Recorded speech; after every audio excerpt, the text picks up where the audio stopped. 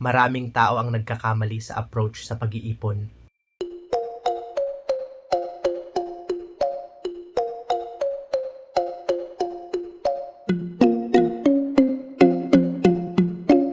Iniisip nila na mag-iipon ako sa natitirang pera pagkatapos gumastos. Parang ang logic ay simple. Bayaran muna ang lahat ng kailangan, I enjoy ang kinita, at kung may matira saka magtatabi. Pero ang problema sa mindset na ito, kadalasan wala talagang natitira. Laging may bagong gastos, may bagong kailangan, at may bagong dahilan para maubos ang pera. At dito nagsisimula ang cycle. Bawat buwan, sinasabi mo sa sarili mo na sa susunod na sweldo ka na lang mag-iipon.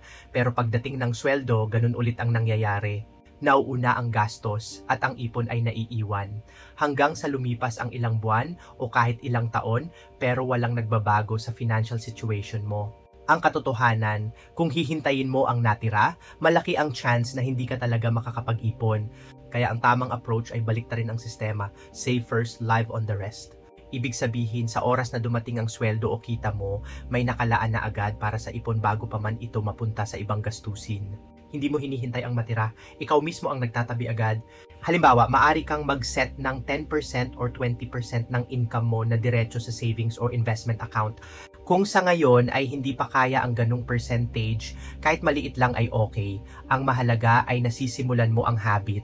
Dahil sa simula, hindi naman laki ang pinaka-importante. Consistency ang tunay na magpapalago sa ipon mo.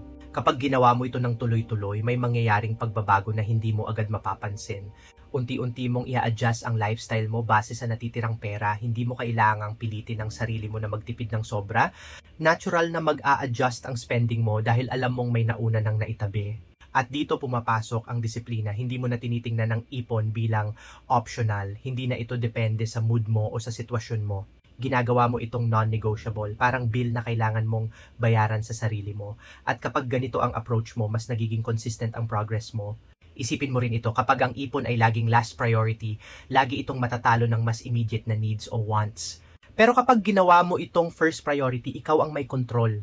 Ikaw ang nagdedesisyon kung saan pupunta ang pera mo, hindi ang circumstances. Sa paglipas ng panahon, mapapansin mo na hindi lang pera ang naiipon mo. Naiipon mo rin ang confidence sa sarili mo. Dahil alam mo na kaya mong sundin ang sarili mong plano, naiipon mo rin ang peace of mind dahil alam mong may napupuntahan ang pinaghihirapan mo. At higit sa lahat, naipon mo ang options para sa future.